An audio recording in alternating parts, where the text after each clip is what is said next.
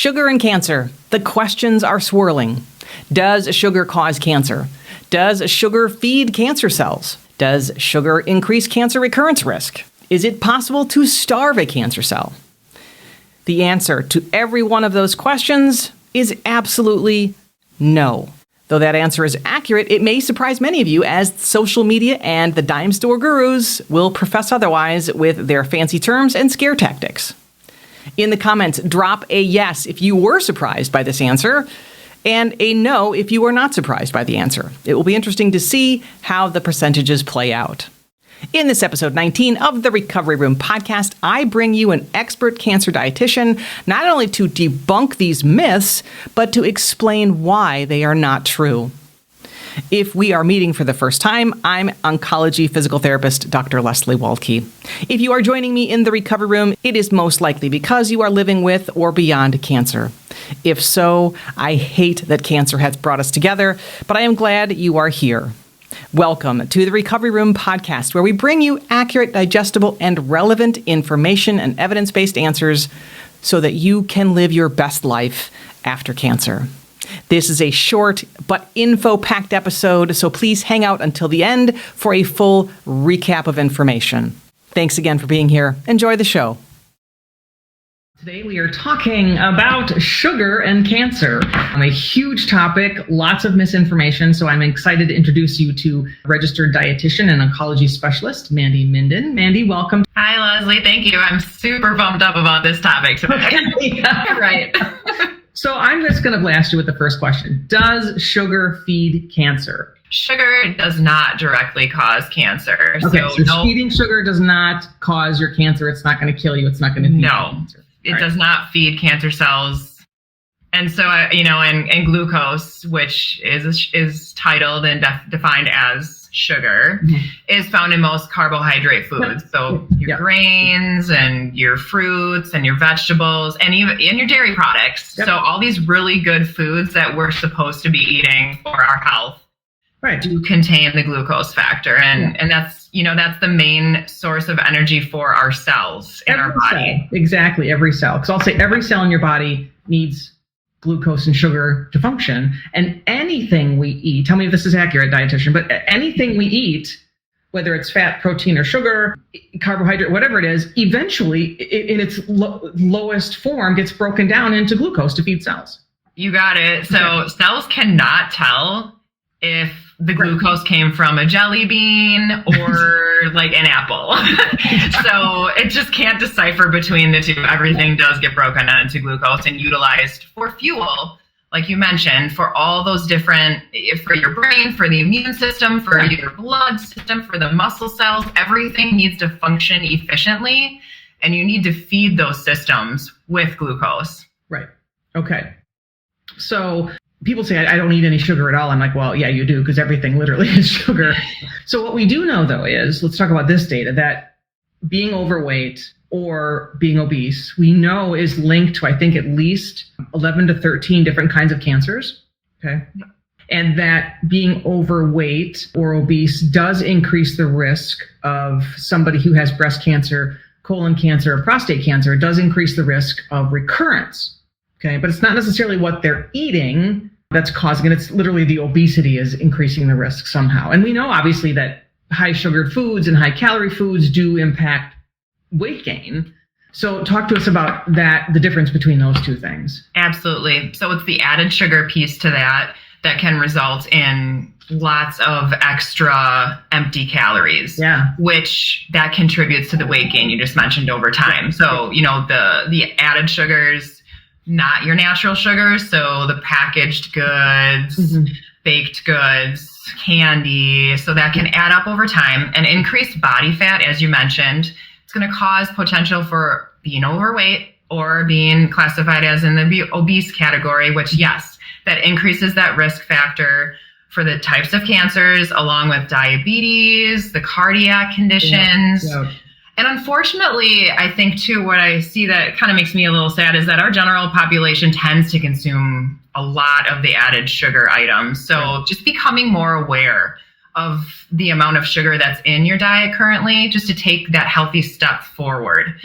The diets that have those a lot of added sugars to them, they tend to be really low in vitamins and minerals also, which are essential for the body. So low compounds, those compounds are needed, the vitamins and minerals, to help protect us against the recurrence coming into play. So again, stepping back and away from those added sugars and focusing on the more natural sugars, the fruits and the vegetables. Right. Yeah, because you say I don't eat sugar. It's like, well, you don't eat fruits and vegetables then, because they all have sugar in them. Right. It's the I'll say healthier choices between, sugar is found across the board. It's really making that switch to understanding what type of sugar we're choosing to eat and put in our bodies. Right. So if I'm a cancer survivor and I have an ice cream once a week, it's not going to kill me. No, it's not going to kill you. It's not going to make you at any more higher risk by any means either. Eliminating all of the sugar, I'll say, in your diet won't starve any kind of cancer cells. Thank you. Yep. So, that's not the route to go by any means. It just might, the extra, if you had ice cream every day, then, okay, so then the extra calories just might result in that weight gain as mentioned. But having it from time to time in moderation, please enjoy your treats in small amounts. We tend to be worried about those sort of things, and fear doesn't need to be added to every now and then. Right. So it's not necessarily what you eat, it's just how much of the bad stuff that you might eat that does two things. Number one, it impacts weight gain, and it also might impact if you're eating a lot of bad foods, you're not be hungry enough to eat some good stuff. That, and then, and don't forget it's low in the vitamins and minerals and other essential nutrients too. So you might be lacking in some of those micronutrients because those added sugar items often don't have them. Okay. All right. And again, there's no way to starve a cancer cell. We humans cannot control, nor can your physician, nor can medication, nor can visualization. We can't send specific nutrients to certain cells in our body. And that's the nasty thing about cancer cells, is they will take what they want, which is why they're so dangerous. So, absolutely.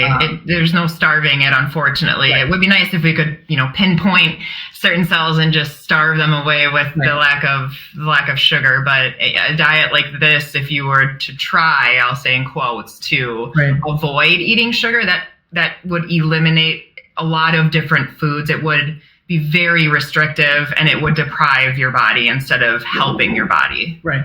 Okay. Very good. Well, thank you so much for helping clear up those sugar misconceptions, because they're so powerful. And being a cancer survivor is already hard enough. And then when you get bombarded by these inaccuracies and the pressures from family and friends to do this, don't do that, and you're going to die, and you're going to, it's just... Absolutely. There's so much, and we all have loving support systems, but I think, bottom line comes down to remembering that occasional added sugars in your diet will not cause cancer to recur or make cancer cells progress. Fabulous. All right. Thank you so much. Appreciate your expertise, and have a great day, everyone. We'll talk soon. Bye. Thanks, Leslie. Anytime. All right. Thank you. Before the recap, if you haven't already, please hit the follow and subscribe buttons to make sure that you get streamlined access to the Recovery Room and to the Recovery Room podcast's invaluable cancer recovery information. All of the foods we eat, including the healthy ones like dairy, carbohydrates, grains, fruits, and vegetables, all contain sugars, aka glucose. All foods, regardless of what they were made of, will be broken down into sugar or glucose by our digestive systems. Every cell in the human body, whether it is in your brain, your pinky toe, your kidney, or your vertebrae, needs sugars to live and function. Our cells are pretty smart, but they cannot tell, nor do they care where the glucose they are using came from, whether it's from an avocado or my all-time personal favorite, a chocolate chip cookie. Also, our bodies cannot choose which nutrients to send or not send to our cells, meaning our bodies cannot or do not have the ability to specifically starve cancer cells. So therefore, a restrictive diet would not help your body, it would deprive your body. Evidence does link being overweight or obese to an increased risk of getting some kinds of cancer, and is linked to increased cancer recurrence risk in breast cancers, prostate cancers, and colorectal cancers. Though the connection between this increased body weight and an increase of cancer or cancer recurrence is well documented, the reason or reasons behind this connection are not yet fully understood. Foods with added sugars like packaged goods, baked goods, and candies have lots of calories and minimal nutrients, like vitamins and minerals. So over time, this is a negative double whammy for our waistline and health, increasing potentially the risk for cancer as well as diabetes and heart disease. However, fear does not need to be added to your diet. There are no reputable studies or any scientific rationale for that matter that suggests sugar feeds cancer cells. And please don't demonize any occasional food or food choice. Eating an occasional cookie or piece of yummy dessert will not increase risk, yet we do need to minimize and make small steps in awareness of how much we're putting in our bodies over time. Small steps are steps. Talk with your medical oncologist, talk with your primary care physician, and if you haven't yet, talk with a registered dietitian. You get one life and one body, so treat them both well. And treat yourself like you're the most important person on this planet, because you are. Let's talk again soon.